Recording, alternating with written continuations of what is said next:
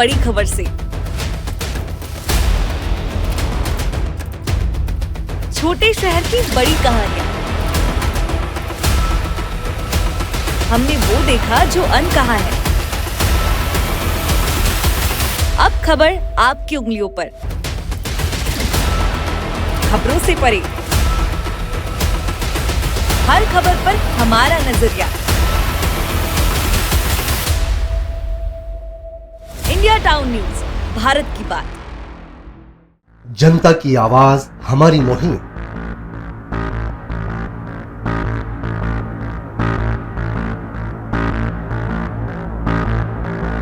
Digital युग की नई आवाज। जनता का भरोसा, जनता की जीत, जनता का मत, ये सारी चीजें जब दावे करती है, हारती है, तो ईवीएम पर सवाल क्यों? आपके लिए सबसे बेहतरीन हमारा प्रयास। इस वक्त की सबसे बड़ी खबर आपको बता रहे हैं। इंडिया टाउन न्यूज, भारत की बात। नमस्कार, इंडिया टाउन न्यूज के इस बुलेटिन में आप सभी का स्वागत है। मैं हूं आपके साथ रंजना राज। समय है इंडिया टाउन न्यूज में छत्तीसगढ़ की खबरों का। खबरों को विस्तार से देखने के पहले आइए डालते हैं उन खबरों पे नजर जो बनी है इस वक्त की सुर्खियां।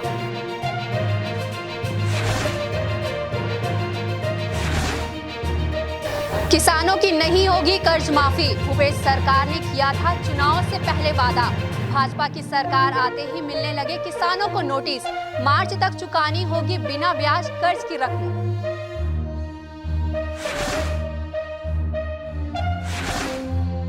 दम तोड़ रही सरकार की मध्याह्न भोजन स्कीम, 4 महीनों से नहीं मिला रसोइयों को भुगतान। बेमेतरा जिले में प्राइमरी और मिडिल स्कूलों में 38 लाख से ज्यादा बकाया। रसोइयों ने कहा जल्द ही किया जाए पेमेंट।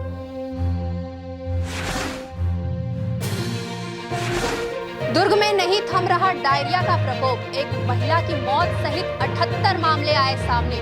सरकारी और निजी अस्पतालों में लग रही भीड़, प्रशासन भी अलर्ट मोड पर। वार्डों की सफाई के साथ शुरू हुई साफ पानी और दवाइयों की सप्लाई।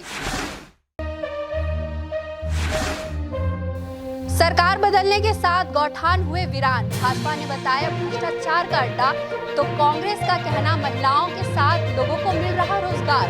गौठानों पर जल्दबाजी में निर्णय लेना ठीक नहीं। अब खबरें विस्तार से। छत्तीसगढ़ में किसानों की कर्ज माफी का वादा भूपेश सरकार के हारने के साथ ही अधूरा रह गया। प्रदेश में कांग्रेस पार्टी सत्ता बरकरार नहीं रख पाई और वर्तमान में भारतीय जनता पार्टी की सत्ता की वापसी हो गई।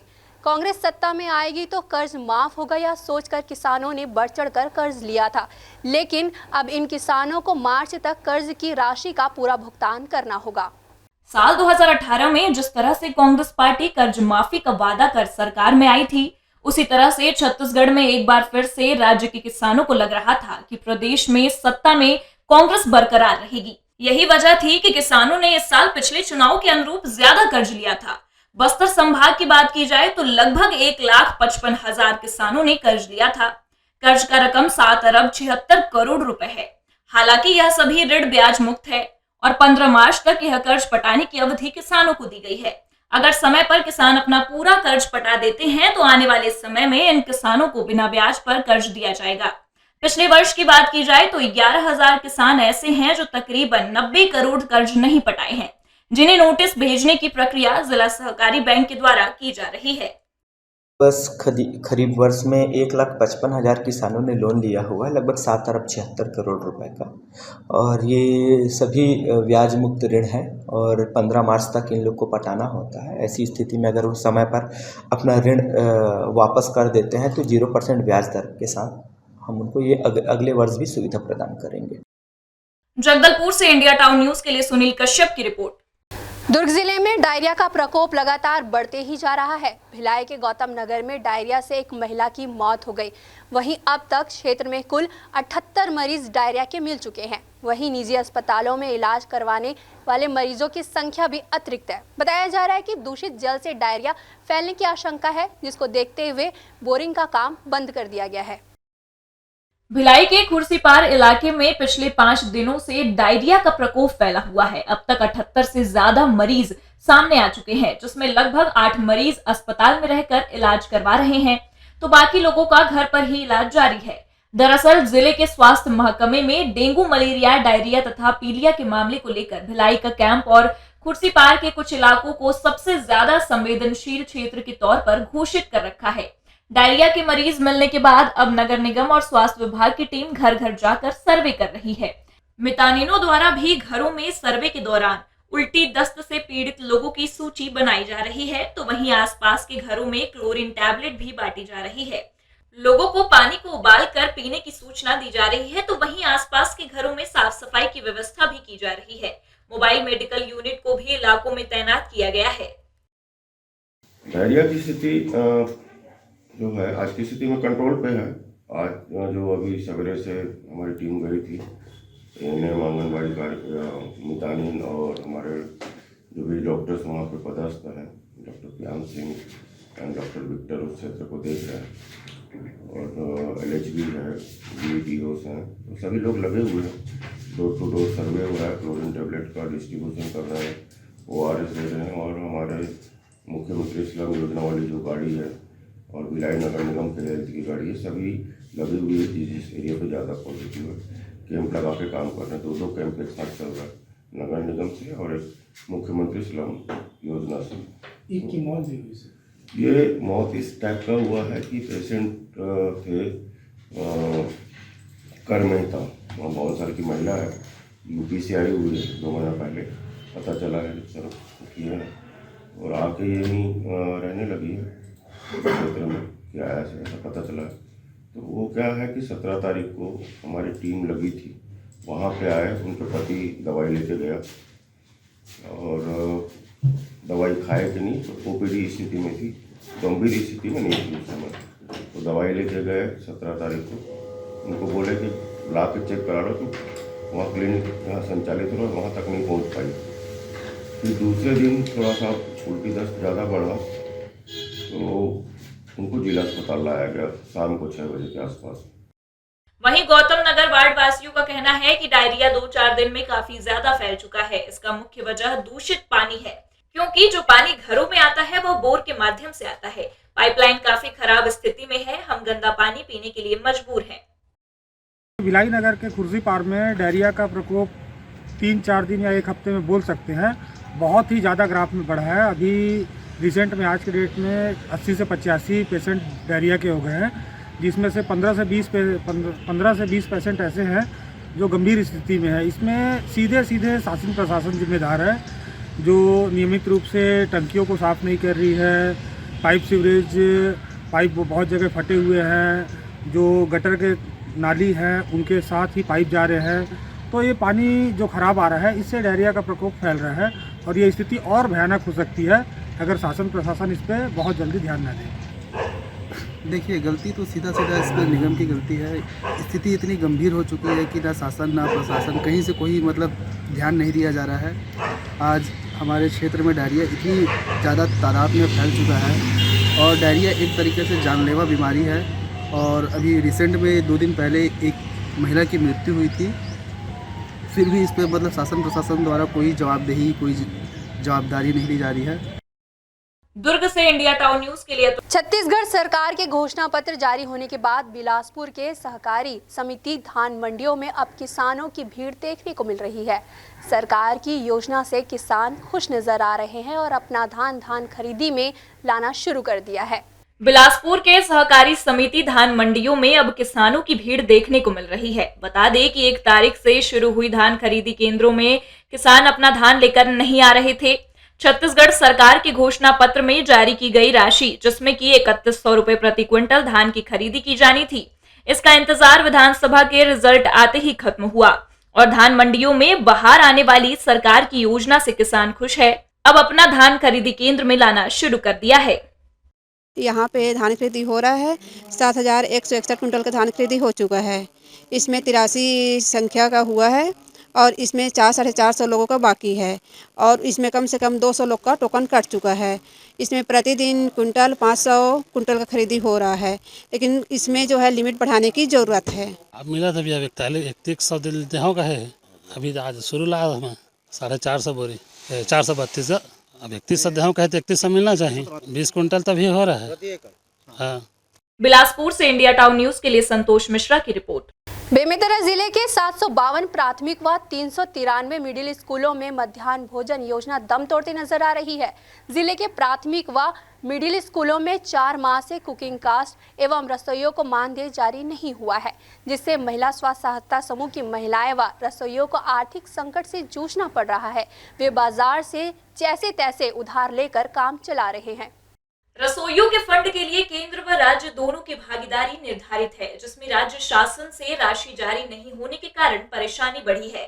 हालत यह है कि 6 से 14 साल के स्कूली विद्यार्थियों के लिए संचालित मध्याह्न भोजन योजना के लिए जरूरी कुकिंग कास्ट व रसोइयों के मानदेय की राशि बीते अगस्त माह से जारी नहीं की गई है।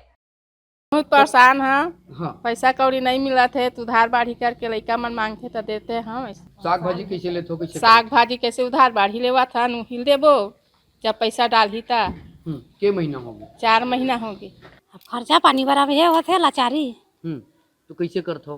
कैसे करबे सर, अब चलाते कैसनो कर चलवा चलो। के महीना हो गए नहीं मिले? अभी 4 महीना नहीं हुए, 4 महीना हो गए नहीं मिले। 4 महीना हो गए। राज्य कार्यालय से फंड नहीं मिलने के कारण जिले के विभिन्न स्कूलों में कार्यरत 2564 रसोइयों को परिवार चलाने में दिक्कत होने लगी है, जिन्हें करीब 38 लाख का भुगतान किया जाना शेष है। वहीं मामले को लेकर बेमेतरा कलेक्टर PS एल्मा का कहना है कि मध्याह्न भोजन योजना बंद नहीं होगी, रसोइयों को भुगतान रुका हुआ है। शासन स्तर से मांग की गई है, आवंटन आने के बाद भुगतान किया जाएगा। मध्याह्न भोजन बंद तो नहीं होगी और नहीं होने की स्थिति है मुझे लगता है, क्यों हाँ ये जरूर है कि जो मध्याह्न भोजन बनाते हैं रसोइये उनकी मानदेय नहीं मिल पाई है। शासन स्तर पे हम लोग मांग किया है। बेमेतरा से इंडिया टाउन न्यूज के लिए अंकुर तिवारी की रिपोर्ट। वक्त तो चला एक छोटी सी ब्रेक का, खबरें और भी है, बने रहिए इंडिया टाउन न्यूज के साथ। मिलिए सबसे बड़ी खबर से, छोटे शहर की बड़ी कहानियां। हमने वो देखा जो अनकहा है। अब खबर आपकी उंगलियों पर, खबरों से परे, हर खबर पर हमारा नजरिया। इंडिया टाउन न्यूज, भारत की बात। जनता की आवाज हमारी मुहिम।